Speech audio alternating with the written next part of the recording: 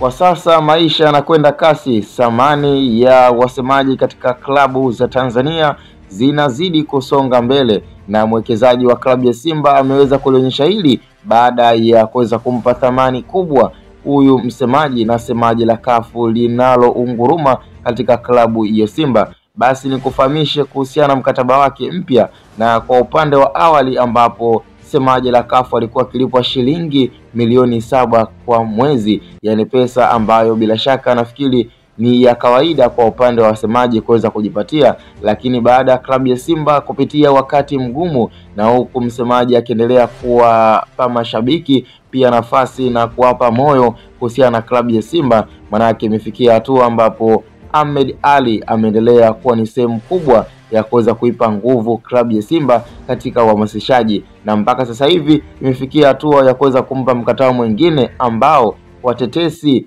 tulizonazo na taarifa tulizonazo ni kwamba Mwamba kwa sasa anapokea shilingi milioni 15 kwa mwezi, ikiwa ni sehemu ya mara 2 ya kile alichoweza kukifanya. Na yote kwa yote tunaweza tukasema kwamba mwekezaji wa klabu ya Simba ndo ambaye ameweza kuliona hili kwa jicho la pili, baada ya kipindi kigumu sana klabu ya Simba ikiwa inajitafuta, na mwisho wa siku mpaka sasa hivi imeweza kujipata. Kwa hiyo thamani ambayo ameona kabisa mwekezaji wa klabu ya Simba na kile alichoweza kukifanya kinastahili kabisa kupewa pongezi kwa kumpa posho mara 2 yake. Yaani ukiachana malupulupu, basi kwa sasa Ahmed Ally anakuwa ndo msemaji wa kwanza anayepokea pesa nyingi katika timu za Tanzania, huku wadau mbalimbali wakitamani pia kujua kuhusiana na msemaji wa klabu ya Wananchi ambaye pia taarifa tulizonazo na taarifa zilizopo anapokea shilingi milioni 5 kwa mwezi. Sasa hatujajua kwamba na kwa Ghalib Said Mohamed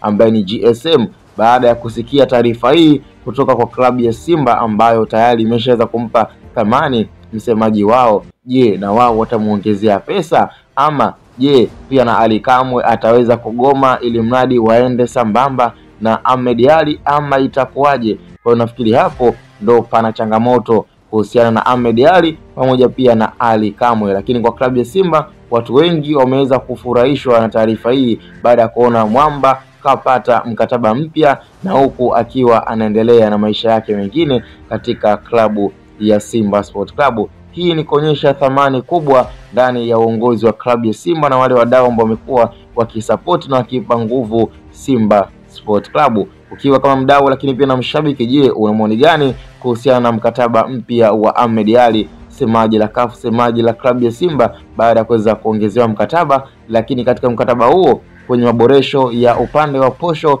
na pesa anayopokea kwa mwezi, maana imekuwa ni mara 2 ya kile alichokuwa kikipata zamani. Kwa sasa ni shilingi milioni 15 Ahmed Ally anayoikamata kwa mwezi. Cha msingi tukutane kwenye comment, na hii ni Hatboy Media.